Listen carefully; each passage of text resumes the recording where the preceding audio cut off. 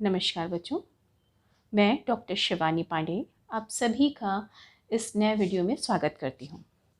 आज हम BA 4th semester के बच्चों के लिए वापसी कहानी पे आधारित कुछ महत्वपूर्ण प्रश्न लेके आए हैं जो आपकी आगामी परीक्षा में आपकी बहुत सहायता करेगी।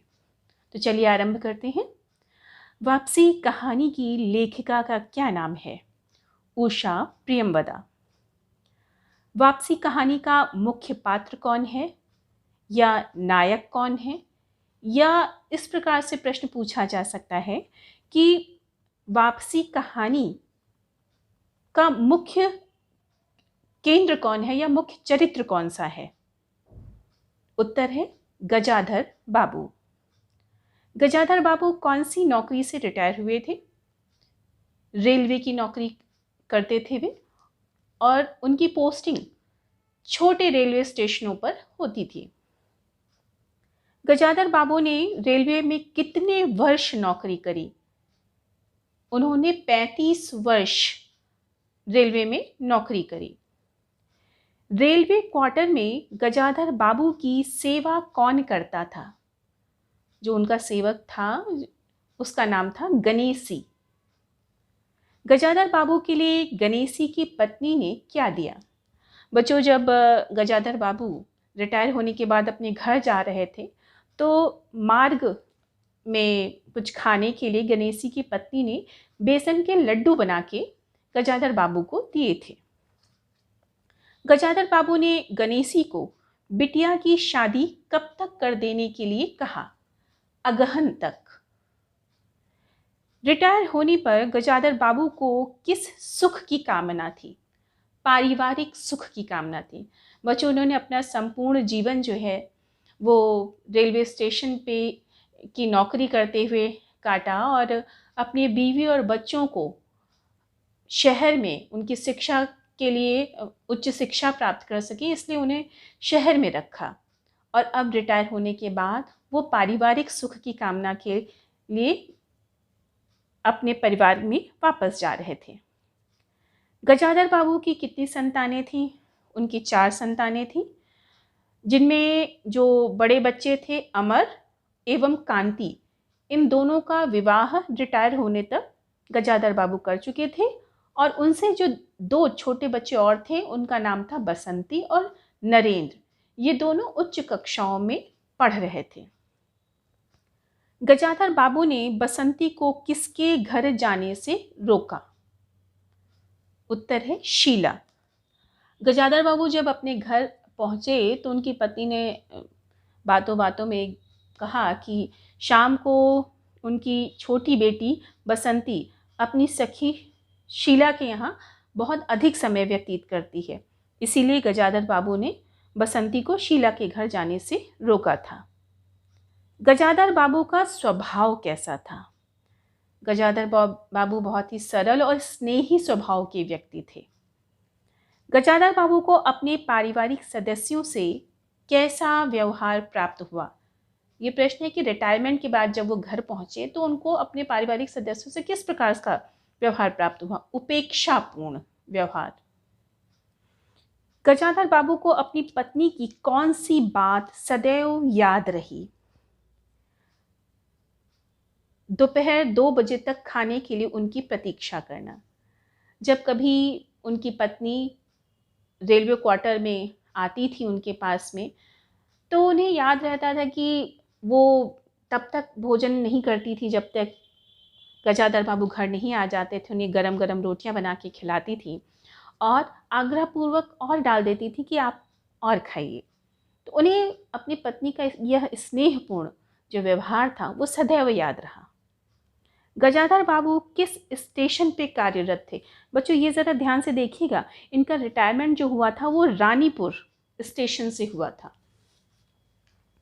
अगला प्रश्न देखिए। गजाधर बाबू ने रसोई की जिम्मेदारी किसको संभालने के लिए कहा?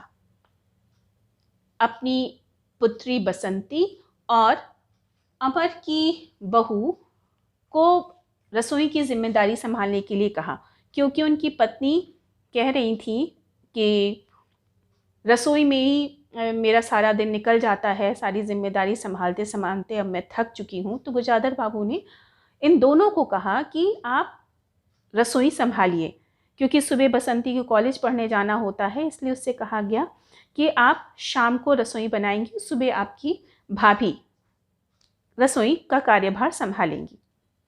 गजाधर बाबू के रहने का प्रबंध कहाँ किया गया?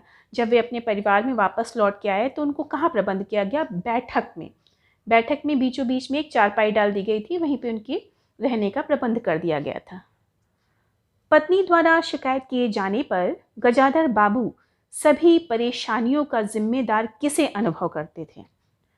बच्चों, गजाधर बाबू ये अनुभव करते थे कि उनकी पत्नी जब भी उनके पास आती थी, जो बातचीत होती थी वो केवल शिकायत भरी होती थी, और इन शिकायतों का मुख्य केंद्र गजाधर बाबू कहीं ना कहीं अपने आप को मानते थे कि सारी जिम्मेदारी, सारी परेशानियों के जिम्मेदार उनकी पत्नी उन्हें ही ठहरा रही हैं। इसीलिए सारी परेशानियों के जिम्मेदार वे स्वयं को अनुभव करते थे। रसोई घर में बिल्ली ने क्या गिरा दिया था? दाल का पतीला। गजाधर बाबू को घर में अपनी स्थिति कैसे लगने लगी? असंगत। गजाधर बाबू ने किसे काम से निकाल दिया था? नौकर को, क्योंकि वो रिटायर हो चुके थे, हाथ थोड़ा तंग हो चुका था और उन्हें लगा कि घर में 3 पुरुष सदस्य हैं जो बाहर का काम आसानी से कर सकते हैं, इसीलिए उन्होंने नौकर पे अनावश्यक खर्च करने की अपेक्षा उसे निकाल देना उचित समझा था। रिटायर होने के बाद गजाधर बाबू को कहाँ नौकरी मिली? रिटायरमेंट के बाद जब उन्होंने देखा कि उपेक्षापूर्ण व्यवहार उनके परिवार में उनको मिल रहा है, तो उन्होंने पुनः नौकरी ज्वाइन कर ली और ये इन्हें सेठ रामजी मल की चीनी मिल में इन्हें नौकरी मिली। उषा प्रियमवदा किस युग की कहानीकार हैं? नई कहानी आंदोलन के युग की ये कहानीकार हैं। यदि बच्चों आपको ऑप्शन में यह ना मिले तो साठोत्तरी यदि लिखा हो तो आप साठोत्तरी लिख सकते हैं। वापसी कहानी में लेखिका ने किसका द्वंद्व दिखाया है? परंपरा और आधुनिकता का द्वंद्व। बच्चों, गजाधर बाबू परंपरा या पुरानी सोच के साथ में ही आगे बढ़ रहे थे, और वहीं उनकी जो उनकी संतानें थी वो आधुनिकता को स्वीकार कर रही थी। तो दोनों की सोच, विचारधारा, जीवन जीने का ढंग जो था, उसकी टकराहट आपको इस कहानी में देखने को मिलेगी। वापसी कहानी कैसी है? यथार्थ प्रधान। आप अपने आसपास ही इस प्रकार की कोई ना कोई घटना देखेंगे, इसमें कोई बनावट या कल्पना का समावेश लेखिका द्वारा नहीं किया गया है, सच्चाई को परोसा गया है, इसीलिए हम कह सकते हैं कि यह कहानी यथार्थ प्रधान कहानी है। उषा जी की कहानियों का मुख्य विषय क्या रहा है? अधिकतर इन्होंने जो कहानियाँ लिखी हैं बच्चों, उनके कहानियों का मुख्य विषय रहा है शहरी मध्य वर्गीय परिवार। जैसे कि मनु भंडारी की कहानियों का विषय मैंने आपको बताया था कि नारी केंद्रित रही हैं, जबकि उषा प्रियमवदा की कहानियों का मुख्य विषय क्या है? शहर में जो मध्यवर्गीय परिवार हैं उनकी क्या परेशानियां, उनकी क्या विसंगतियां हैं, क्या द्वंद्व हैं, इन सभी को इन्होंने अपनी कहानियों का मुख्य विषय बनाया था। वापसी कहानी की भाषा एवं शैली कैसी है? भाषा सरल और सुबोध अर्थात आसानी से समझ में आ जाने वाली भाषा है और भावात्मक शैली का प्रयोग किया गया है। वापसी कहानी पर उषा प्रियमवदा को नई कहानी का सर्वश्रेष्ठ कहानी पुरस्कार कब मिला था? सन 1960 में। ये भी महत्वपूर्ण प्रश्न है, इसको बच्चों समझ लीजिए। इस कहानी पर उषा प्रियमवदा को पुरस्कार प्राप्त हुआ था सन 1960 में। उषा प्रियमवदा के मुख्य उपन्यास, देखिए मैंने सभी उपन्यास नहीं लिए हैं, लेकिन कुछ ऐसे उपन्यास जो आपकी परीक्षा में पूछे जा सकते हैं। 55 खंभे लाल दीवार, रुकोगे नहीं राधिका, अंतर्वंशी और वनवास। इसमें आरंभ के 2 अधिक महत्वपूर्ण हैं, इन्हें देख लीजिएगा। वापसी कहानी में किस समस्या को उठाया गया है? बिखरते मध्यवर्गीय परिवार की त्रासदी एवं मूल्यों का विघटन। वापसी कहानी की कथा वस्तु क्या है या विषय क्या उठाया है लेखिका ने? तो इसका उत्तर बच्चों पारिवारिक कहानी है। ये एक परिवार में किस प्रकार से समस्याएं उठ रही हैं उसको चित्रित करने का प्रयास लेखिका ने किया है। लेकिन कुछ विचारकों का मानना है कि यह कहानी व्यक्तिनिष्ठ है। गजाधर बाबू को अपने घर क्यों लौट रहे थे? क्योंकि उनका रिटायरमेंट हो गया था, इसलिए वो वापस लौट रहे थे। घर वापसी पर गजाधर जी को क्या अनुभव हुआ? उन्हें यह अनुभव हुआ कि वे अवांछित मेहमान हैं। नौकरी के दौरान गजाधर बाबू का परिवार उनके साथ क्यों नहीं रहता था? क्योंकि उनके बच्चे बड़े शहर में उच्च शिक्षा प्राप्त कर रहे थे, इसलिए उनके साथ नहीं रहते थे। क्योंकि उनका जो पोस्टिंग होती थी वो छोटे रेलवे स्टेशंस पे होती थी, जिससे बच्चों की शिक्षा बाधित होती थी। गजाधर बाबू दूसरी नौकरी पे क्यों चले गए? क्योंकि उन्हें अपने परिवार में उपेक्षित से वे महसूस कर रहे थे, इसीलिए वो दूसरी नौकरी करने चले गए।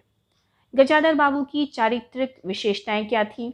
वे परंपरावादी सोच के थे, सहृदय थे, संवेदनशील थे, स्नेही थे।